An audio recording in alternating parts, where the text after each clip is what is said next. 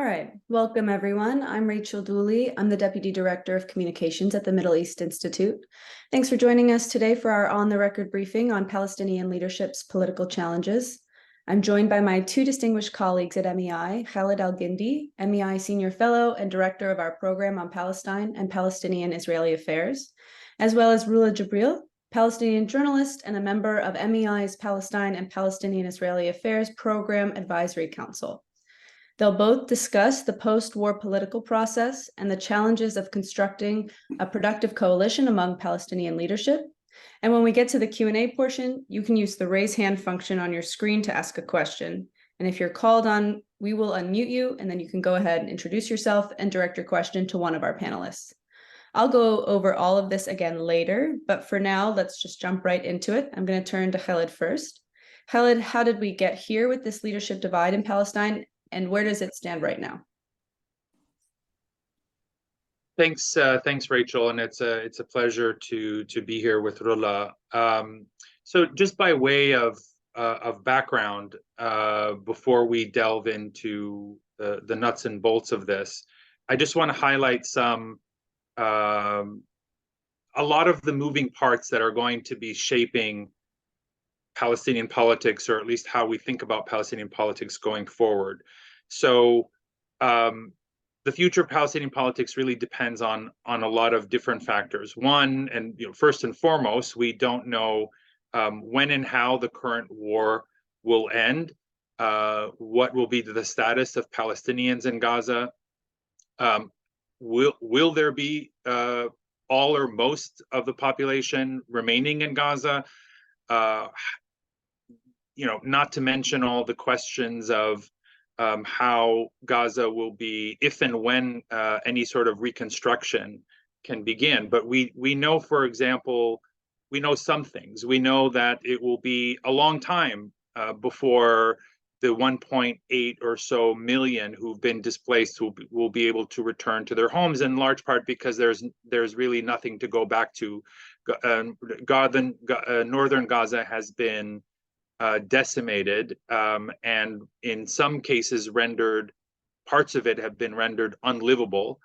And I think that's part of the intent, and it's also part of why we don't know what the future is. Israel is talking about a buffer zone. We don't know how big or when. They're also talking about thinning out, maybe permanently, the Palestinian population in Gaza. So all of these things we don't know. We don't know if this ends with a major push of Palestinians over the border into Egypt, which of course would be even more catastrophic than the catastrophe that we've seen. There will be long-lasting effects regardless in terms of Palestinian politics going forward. I think it's impossible to overstate the collective trauma that Palestinians, certainly in Gaza, but all Palestinians are experiencing in this moment. And it's not for nothing that Palestinians are likening this to the Nakba, and in fact has already surpassed 1948 in sheer numbers of people forcibly displaced and killed. I think this will probably go down in history as the deadliest single moment in Palestinian history, and we're not even finished yet.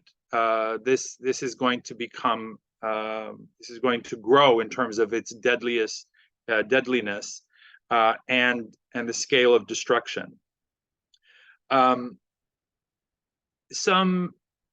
Obviously, there's a lot of history, the history of Palestinian division. Many of us have been warning for many years that division is fueling instability and violence on a regular basis, and that it needs to be resolved. There are a lot of reasons why it wasn't resolved. Mainly, Israel was quite comfortable with that division because it could serve as a foil for any kind of political progress, and the United States and the West generally acquiesced in that. The third point I'll make is that Palestinian political dysfunction is multi-tiered. The division is only one aspect, but there are many other issues related to institutions, the legitimacy of those institutions, the ossification and paralysis and stagnation of those institutions, if, when, and how to revive them, is complicated by the fact that we're not dealing with one institution, but two, the Palestinian Authority and the PLO, which have a relationship and are supposed to be complementary, but in fact, the PLO has suffered at the expense, the PA has been built up really at the expense of the PLO. What is the future of Hamas? These are questions that need to be answered in the context of broader Palestinian politics. And so I know I've gone on too long, but I'll end there, and then we can discuss more detailed issues based on people's questions. Thanks, Khaled. Turning to you, Rula, can you tell us a bit about the attitudes in Gaza and in the West Bank on who should lead Palestinians? Thank you, Rachel, and thank you, Khaled. So these are the last polls that we have in Gaza before the war, prior to October 7th attack. Almost 2/3 of Gazans distrusted Hamas, and the overwhelming majority wanted a peaceful resolution. They basically said that that Hamas regime is corrupt, inept, and they had no faith in it. To those who, in these weeks and in these 2 months of war, claim that somehow all Gazans, especially the Israeli authorities, who claim that all Gazans are responsible or complicit with Hamas. 50% of those who live in Gaza were born after Hamas came to power, and over 50% of them are children. So if 50% are children and the other 50% are 2/3 of them don't distrust Hamas, we can say easily that the overwhelming majority have no faith in Hamas. Saying that, usually what happens when Gaza is bombarded, and we've seen this onslaught on Gaza, carpet bombing, nothing is safe, nowhere is safe. This morning they've been attacking the south of Gaza, where they told people to evacuate. The Jerusalem Post this morning says that they kept secretive certain plans. They would not communicate certain plans of attacking a civilian infrastructure in the south, just to take Palestinians by surprise and create a wave shock so they can rebel and blame Hamas for what's happening. That usually is not the case. Not that Hamas will be victorious, but usually, violence strengthens, the party that is so far is saying to Palestinians, well, the Palestinian Authority didn't achieve anything, and we actually managed to release some hostages or some prisoners. Not that Israel released many, they released some and they arrested others. Regarding the Palestinians in the West Bank and Jerusalem, this is a different thing. Hamas is not popular there. However, the Palestinian Authority is not popular at all. People were protesting in the street 2 months ago, calling for the resignation of Mahmoud Abbas and his authority. But there's a poll that came out recently and suggests that if there's any leadership in the future, the two options that Palestinians view as viable for the future, or give you a glimpse of where they would like to be in the future, either technocratic government led by the likes of Salam Fayyad for the reconstruction of Gaza eventually, but also to handle certain administrative affairs for the Palestinians and open the door for elections.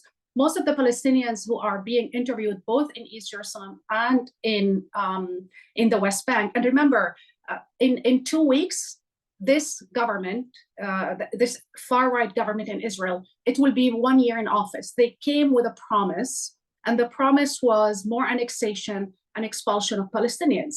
And in 1 year, we had almost 430 people who were killed in the West Bank, where Hamas doesn't exist.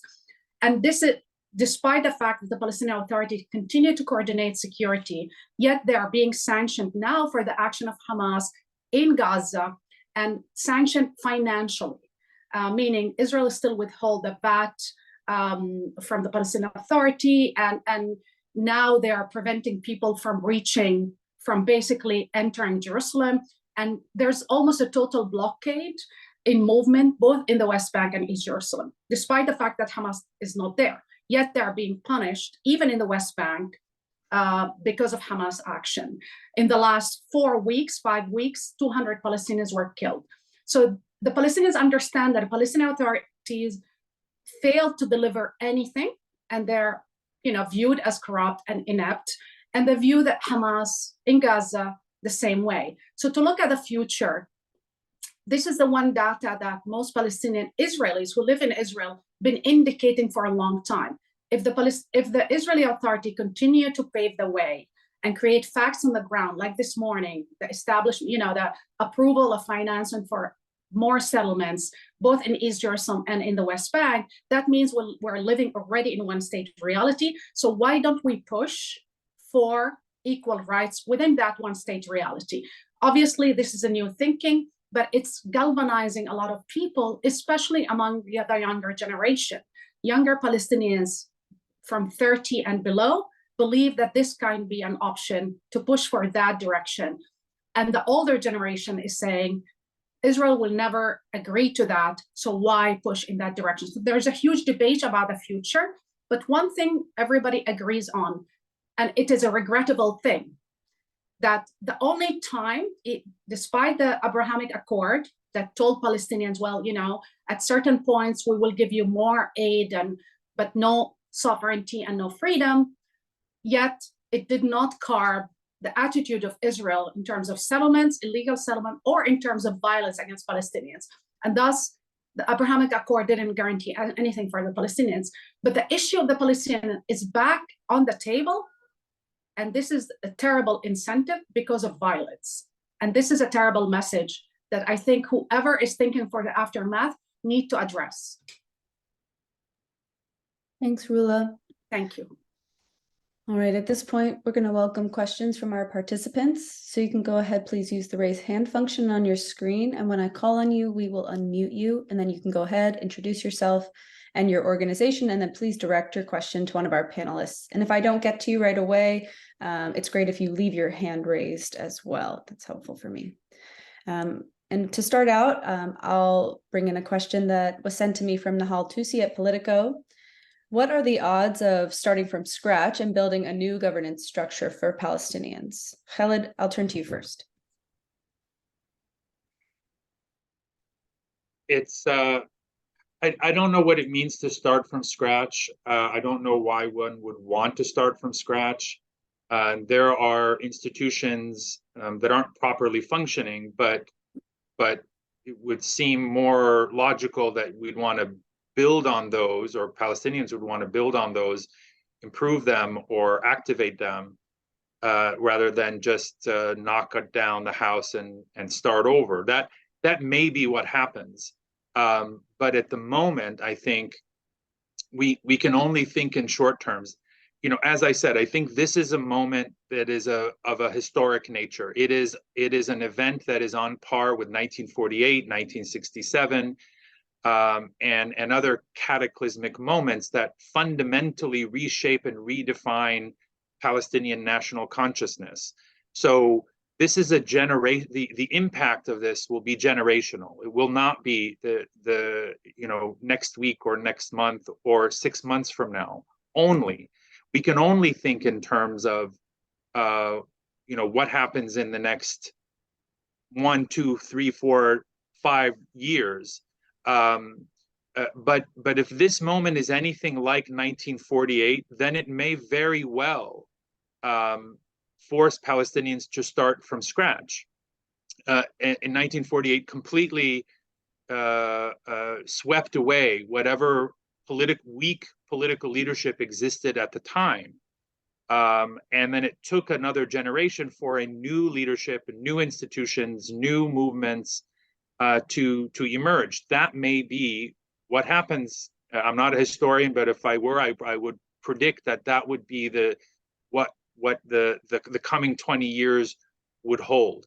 In the meantime, I think the focus should be on how do we make the PA functional, and as well as the PLO.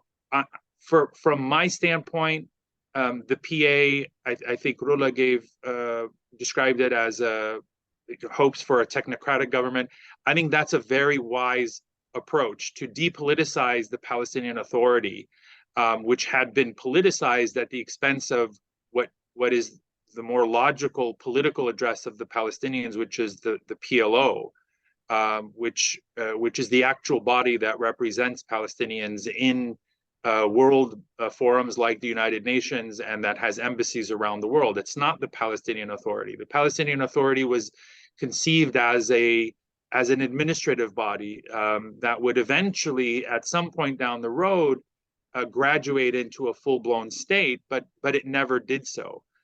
There's value in keeping the Palestinian Authority, but not as a political body, but mainly as an administrative service provider through which the international community can operate.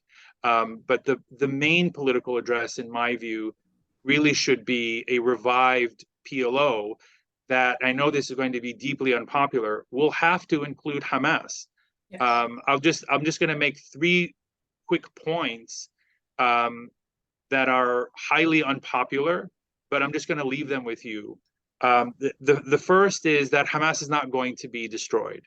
I think anyone who still harbors that illusion, and it's clear that the Israeli leadership still does, and to a large extent the Biden administration does, that is simply a recipe for endless death and destruction. This war will end only when there are more sober, rational, level-headed thinkers who come to the inevitable conclusion that Hamas cannot be destroyed. You can't simply bomb a movement, a set of ideas out of existence. You can destroy leaders and you can destroy weapons, but new leaders and new weapons will inevitably emerge, particularly because Hamas is primarily a resistance organization. And as long as there is a need for resistance, as in occupation, blockade, repression, and so forth, then something, Hamas will exist, or something like Hamas will exist. So it is fundamentally irrational and highly, highly counterproductive to imagine that Hamas will be destroyed completely. The second point I'll make, and this is also will make me very unpopular, the Palestinian Authority is not going to return to Gaza anytime soon, at least not under the way it's currently constituted. Something along the lines of what Rula described as a technocratic government, perhaps, but not something led by the Palestinian Authority president, Mahmoud Abbas, who is thoroughly discredited and has been a complete failure, frankly, as a leader for most of the last 15, 16, 17 years. The last thing I'll say, and again, this will make me even more unpopular, is we're unlikely to see elections anytime soon for Palestinians inside the occupied territories. Even after a year or more, it's hard to imagine. Even if the war ends tomorrow, you're still going to have massive dislocation, a huge humanitarian crisis. People cannot return to their homes, enormous collective trauma. That's not an environment that is conducive for holding an election. And of course, there can't be elections without Gaza. So again, I go back to this idea of a technocratic government that may or may not be, that probably won't be elected, but can still function with the consent of all Palestinian political actors, Fatah, the main factions of the PLO, as well as Hamas.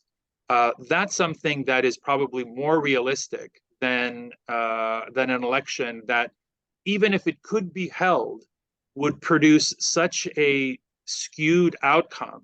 I mean, an election is a temperature reading of a society in a given moment. And that society right now is in deep, deep distress. And so the outcome is likely to reflect that.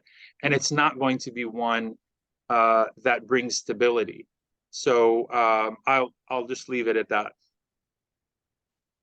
Thanks, Khaled. I'm going to turn to Nadine from ABC News, who has her hand raised. Nadine, go ahead. Hi, I have two questions, actually. I was wondering, one, could you give us, please, the background about Prime Minister Netanyahu and his government and previous governments regarding Hamas? Because my understanding is that they empowered them over Abbas. And the second one is the corruption that is endemic in Palestinian governance. If we emerge from this, and if there is actually a Palestinian government, how can Palestinians ensure that the people governing them aren't corrupt? Where's the oversight committee for that? So it's a two-pronged question, and I'm sorry if I didn't ask it eloquently. So regarding Prime Minister Benjamin Netanyahu, just to understand, 30 years ago, when he launched his entire, he restructured himself. After he was in the United States, he came back and launched his career. He never changed his mind about never conceding. You can look back at when he was testifying to become a UN ambassador, etc., and testifying in the US about what his views never changed, that Israel need to control in perpetuity the entire country, everywhere. And he always, there's actually on YouTube some debates where in the United States, where he claims that the only one Israel can ever feel safe if they militarily can override whatever solution, whatever political solution to grant Palestinians sovereignty or any state or any freedom. So that means that he always thought that Israel need to control the whole land. He is on the record to his party, the Likud party, in 2019, and even previously, telling them that Hamas is an asset, that it's part of their strategy to sponsor Hamas. Whoever needs to finance Hamas need to finance Hamas. I know for a fact from my interviews with the Qataris that Jared Kushner was sent on multiple occasions to the Gulf on behalf of Donald Trump and Bibi Netanyahu to ask for them to finance, deliver basically direct financing to Hamas. Jared Kushner is now, getting $2 billion from the Saudis, and he got 200 million from the Qataris on top of other things. So when we talk about corruption, we should also address the corruption within former White House officials. So how did he strengthen Hamas?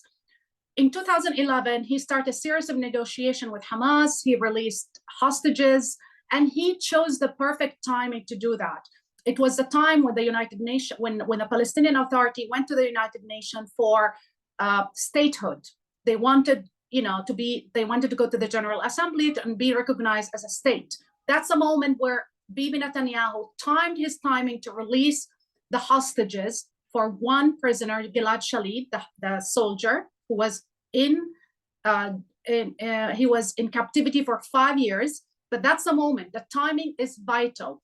Who told me about that was Yaakov Perry, former head of Shabak, who gave interviews to 3-4 journalists at the time. And he said that Bibi Netanyahu, and excuse my language, chose that timing to undermine the Palestinian Authority that was trying to use diplomacy to achieve statehood and freedom from the occupation. He chose that timing. He lobbied for them to get financement. We know that his minister, Smotrich, on video, talking about how Hamas is an asset and the Palestinian Authority is a liability. So you can see that this was always part of their governing philosophy. And this is about Bibi Netanyahu. Why is that? To justify to the world, to use Hamas as a scarecrow, saying, well, we have this group that is extremist, terrorist, Islamist, etc. Quindi use fear as a weapon to say we can never concede the territories. We can never have any deal. They always continue to say that everybody is more or less extremist and they can never trust the Palestinian Authority because they are discredited. Well, they discredited them, they weakened them and undermined them. And that, and somehow they proved Hamas's point by saying the only way to deal with Israel is to use violence. On September 6th, on October 6th, there's a Hamas brigade on the border. The Hamas brigade was, and it's a huge brigade on the border between Israel and Gaza. They took that brigade and took them out from Gaza, from the border, the south, and took them to the West Bank, which means that Bibi Netanyahu and its coalition continued to believe that Hamas was contained. Somehow they had a feeling that Hamas was not anymore a military threat, that the priority for them was to confiscate more land and help the settlers who are stealing more land and terrorizing Palestinians in the West Bank. This was part of the same strategy. Obviously, this assumption collapsed on October 7th. Regarding your other question, and apologies regarding the Palestinian Authority and the corruption, we had a moment with Salam Fayyad, and maybe Khaled can explore that. Salam Fayyad was the prime minister, but he devised a mechanism that was brilliant to track down every financement from whatever country, organization, and put it online. What they received and where is that going to be spent. The Palestinian Authority continued to do that for a while and continued to do it. The corruption is not that they use the money that they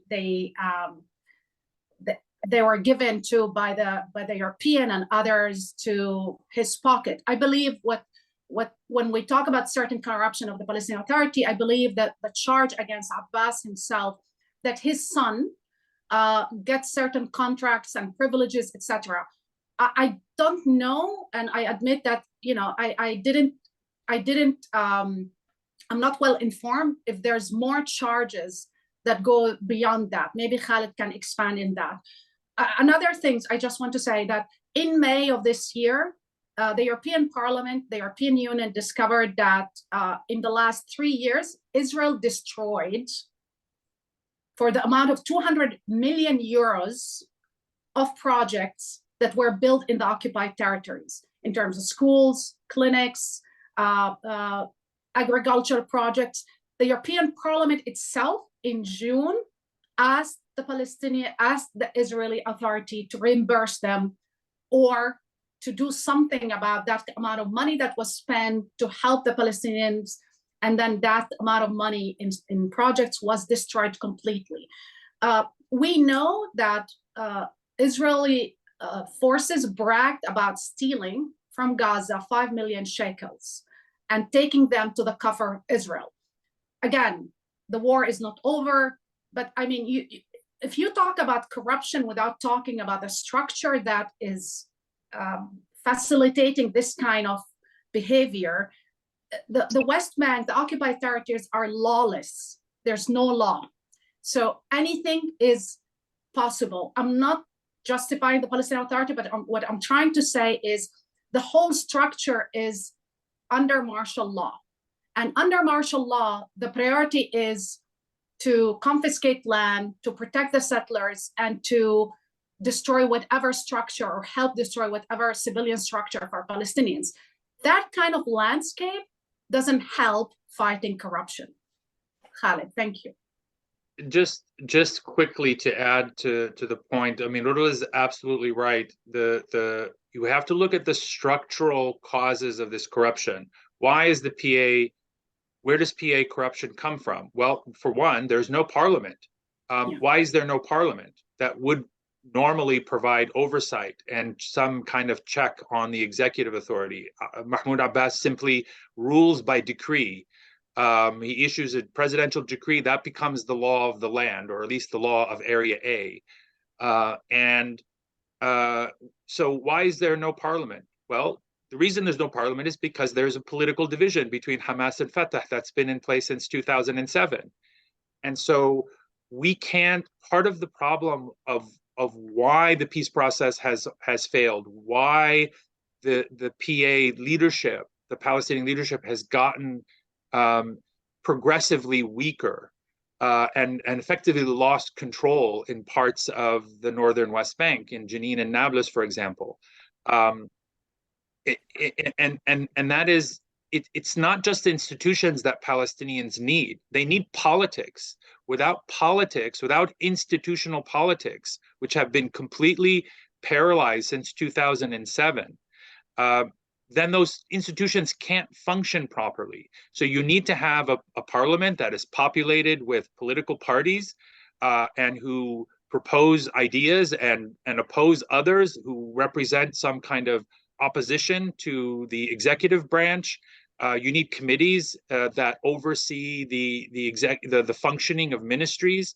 That kind of transparency is not a purely technical exercise. It can only function in a world where Palestinian politics also exists. So part of why the peace process failed is because it froze out Palestinian politics while focusing on these technical institutions that simply couldn't work. And we come back to this question of Hamas. What role will Hamas play in the future of Palestinian politics? It will continue to exist.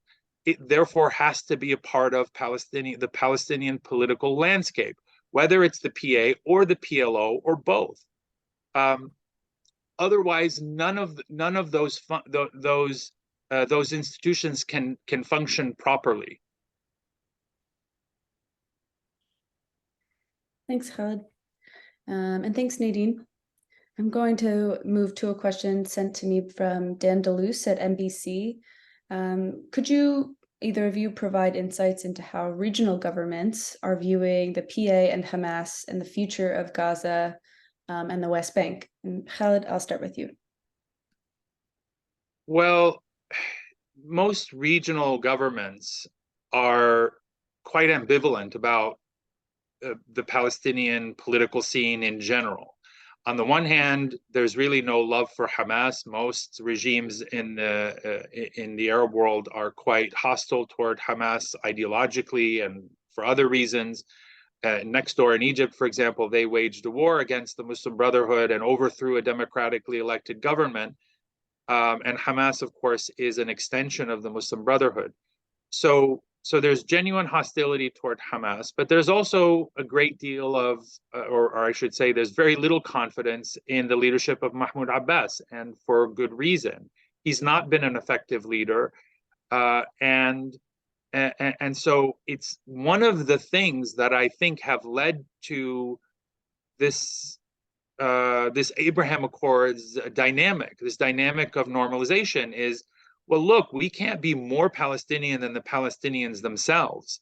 And so we're not going to sit around and wait for this unicorn called a two-state solution for us to pursue our geopolitical or economic or technological interests. And so, let's just sidestep that Palestinian dysfunction and move along without it. Of course, that also it doesn't work. So I think in general there's a lack of confidence with regard to all Palestinian political actors going forward. But it only underscores, the point that I'm trying to make here. Palestinians need to take control of their own political destiny. They cannot change realities on the ground. They're simply too weak. But for them to have any influence at all, to head off even greater catastrophe, they need to have a coherent, credible political leadership. History has shown time and again, when Palestinians lack that political leadership, that's when terrible things happen to them. And that is exactly what is happening now. So the priority has to be on Palestinians to put their internal house in order, reforming the PLO, doing whatever they need for the PA to function, or simply doing away with all of those. But that's a conversation that Palestinians need to be having, start having now. Thanks, Khaled. Nadine, I see your hand up again. Do you want to ask another question? Yes, please, if you don't mind. My other question is, the name of Dahlan has been floated in several media articles, and allegedly with the support of the Saudis behind him. And he is, quite frankly, an assassin and should not be considered as a future leader of the Palestinian people, in my opinion. But I wanted to know whether you had any insight into that and why his name is being floated.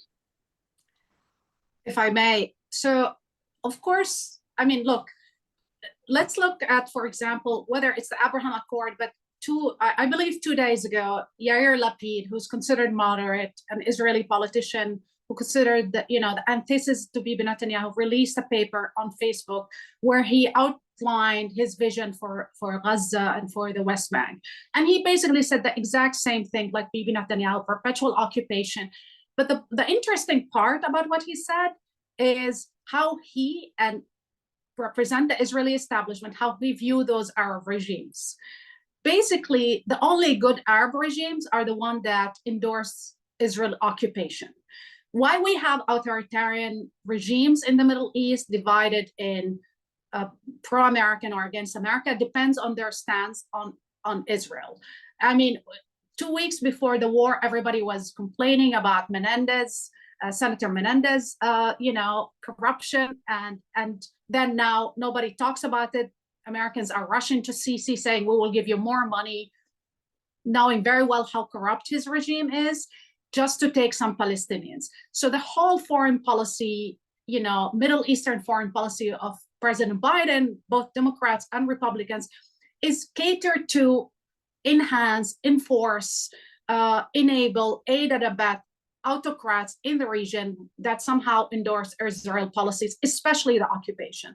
So the Dahlan is part of the same thinking, same equation. Any thug, any thief, any murderer, any whatever you want to call them, any butcher, anybody that likes to chop up journalists, if they endorse certain policies, they're part of the good groups. They're part of the good guys, and they're willing to, get away with crimes. Do we think Dahlan will play a role? Well, probably in the delusion of some Israeli leaders and Arab leaders, there's space for somebody like Dahlan. We remember Ahmed Shalabi in Iraq and others. So it's not surprising. However, reality usually kicks in. Palestinians clearly don't appreciate and don't want somebody like Dahlan, or for that, anybody that resemble those characteristics. The most famous man in Palestine today, or the most popular, let's put it this way, he's sitting in jail. That's Marwan Barghouti. Again, we don't, the theory, we didn't test the theory of what he would do when he's out of jail, how would he behave, etc. But why is he popular? It's because of the issue of resistance. It goes to what Khaled said. You cannot bomb out of people the desire to live as a free nation, the desire and that this basic right to live as a free human being, as live a life of dignity without the military repression. When I hear people saying, well, before September there was a ceasefire, yeah, for the Israelis, for the Americans, for the West, there was never a day of ceasefire for the Palestinians, ever been. And to think that you can replace the Israeli authorities or Israeli military or the army with another force that is as repressive, people won't protest, will rebel. So again, either we address this issue as an issue of, human being, we all, deserve and need freedom and dignity and human rights. Otherwise, we will find, ourselves from one violent attack to another, to a perpetual state of war. Thanks, Rula. Thanks, Nadine.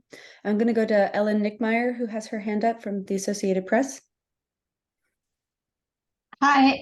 Hi, thank you for doing this. I had a couple of questions. Do you know if any work has actually started to try to somehow arrange creation of a technocratic government for Gaza? And how would Abbas agree to that? Would he agree like some temporary governor and Palestinian governor like Fayyad in charge of Gaza? How would that work, and how's that started? And if that wouldn't work, how do you bring that about?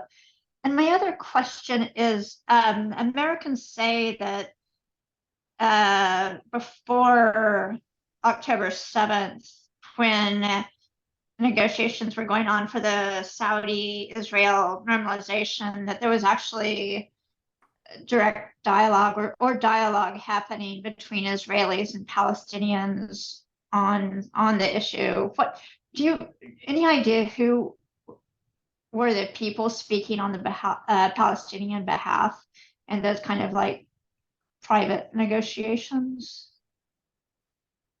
Khaled. On the first question about a technocratic government, I don't know of any discussions to bring about a technocratic government. We know what Mahmoud Abbas's leadership has said publicly, and that is, one, they will not return to Gaza on the backs of Israeli tanks. So there's that. And two, they will not return to Gaza without a clear pathway to statehood. Obviously, there are already Israeli tanks on the ground, and the Palestinian leadership, which is already quite unpopular in the West Bank and Gaza, is not going to put itself in the position of essentially committing political suicide by returning to Gaza after it's been destroyed and on the graves of tens of thousands of Palestinians. That would not be wise. Now, it's possible to imagine a technocratic government going forward, but that would need to be as a matter of intra-Palestinian consensus. In other words, Hamas and other groups would need to consent. You need to have an agreement of all the Palestinian political factions for that to happen. That's possible, but I don't know that those talks are happening or that there's any movement in that direction. On the second point, I'm not sure which Israeli-Palestinian dialogue you're referring to. We know that in the spring there were these summits held in Aqaba and Sharm el-Sheikh between Israelis and Palestinians under U.S. auspices, mainly to try and bring calm to what was then the deadliest period in the West Bank since 20 years. It's since then has gotten considerably worse. But that's the only dialogue that I'm familiar with. There were no negotiations happening. And in fact, when those communiques were released on, what steps the two sides would take to de-escalate, reduce violence, and reduce provocations at holy sites in Jerusalem and so forth, once those communiques were issued, others in the Israeli cabinet immediately dismissed them and said it's not worth the paper they're printed on, and they were in fact dead letters. So this is not I don't see any possibility of a fruitful Israeli-Palestinian dialogue at a political level that addresses the root causes of violence and the fundamental political issues of ending Israel's occupation and colonization, repression, and so forth. That's not going to happen with this government, with this far-right government in Israel, and it's also not going to happen with this U.S. administration because they have not been really inclined. It's not clear to me that they understand what is actually needed to have a real process, a meaningful political process, but also because their credibility for Palestinians has been completely destroyed. I can't imagine any Palestinian leader anytime soon accepting the U.S. as a peace broker of any sort. Thanks, Khaled. Thanks, Ellen. I'm going to turn to Ethan Bronner from Bloomberg with his hand raised. Thanks, Rachel. Khaled, I wanted to ask you, you talked about the need to Palestinians to restore their internal political structures and dialogue. I mean, these are very important things to say, but I don't understand how they're going to happen, especially, I mean, they've been terrible until now. And here we have half the society decimated, as you said earlier. So, I mean, it's the right thing to say, but what does it mean to say it? What is the plan here? How can they possibly do what needs to be done? And obviously, if they don't do what needs to be done, no one else is going to do it for them. That we've seen for a century. So, what is your specific recommendation? So, come down from that 10,000 feet, if you could. Thank you. Yeah, I'm actually writing a piece on this now, which I'm hoping to finish soon. And it's like you said, it's almost an impossible ask. And I think there is a formula. There is a way forward for some kind of interim transitional Palestinian political arrangement, and it involves something like a downgrading of the Palestinian Authority to a technocratic government that rules with, or that governs and provides services on the basis of consent by Palestinian political factions, but does not include any of them. So you would have an entirely technocratic government. I see that as the only real way for a Palestinian Authority to operate in both the West Bank and Gaza. One, you need the consent of all Palestinian factions, including Hamas. We're not there yet, but it's not totally impossible. And that would also allow it to receive international donor assistance to be able to carry that out. I'm not especially confident in that, but I don't see any other possibility for a PA return to Gaza.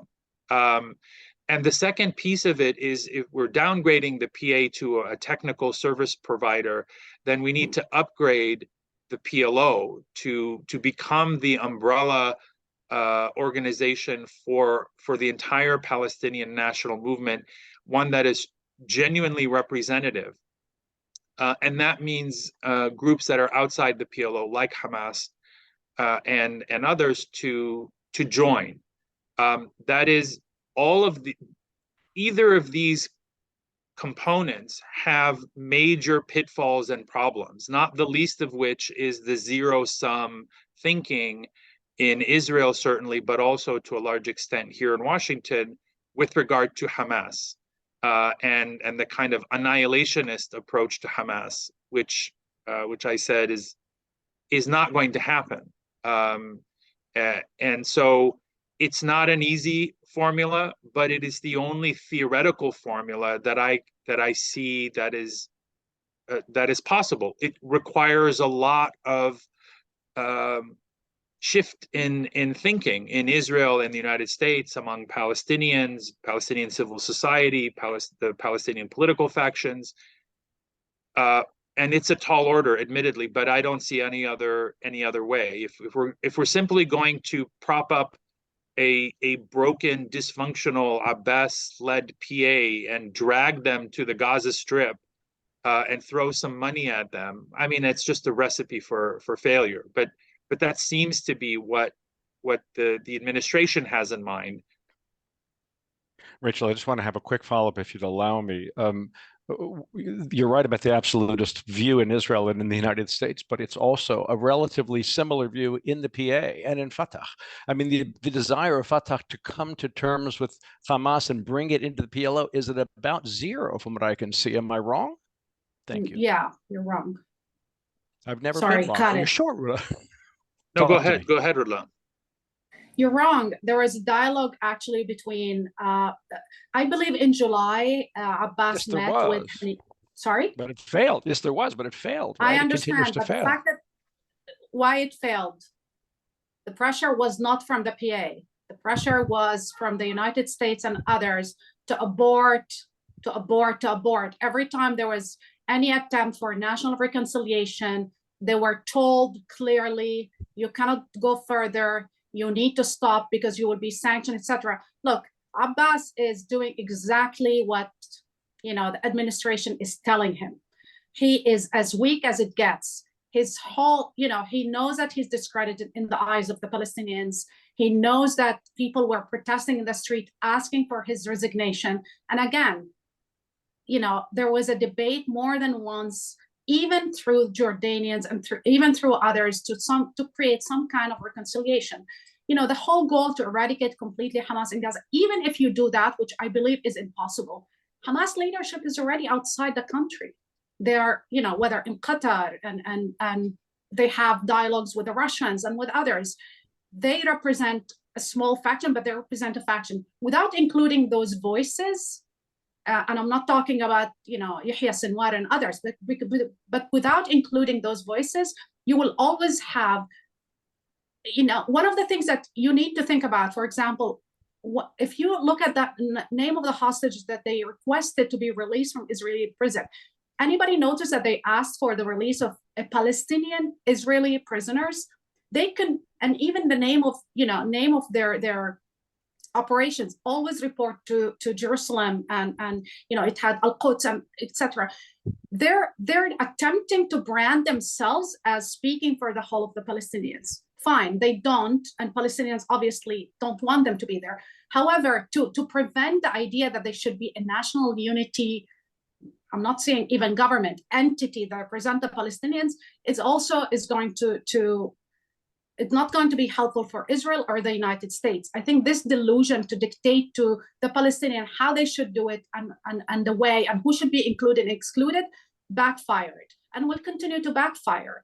I understand there's a lot of blame to go around for the Palestinians, but I think we need to understand that without real pressure on the other sides, nothing was going to change. And you have a generation of young people who are already radicalized. After what happened in these 60 days in Gaza, I think we don't understand the devastating effect that will have on generations to come. So if you want a new leadership and a new generation, a new paradigm, a new approach, the pressure has to be put outside and inside, have to be put on Israel, because with that, nothing will change. Thanks, Rula. Thanks, Ethan, as well. Appreciate it. We're getting pretty close to 11, so I'm going to wrap it up here. But if anyone has any additional questions or ideas for topics of future briefings, please get in touch with me over email. That's rdooley@mei.edu, Dooley. But thank you all for joining us for this on-the-record briefing. If you want to take a look at any of our additional resources, you can find them on our website at mei.edu. And I want to thank our two distinguished panelists, Khaled Elgindy and Rula Jebreal. Thank you both for your insight, and thank you all for spending part of your day with us.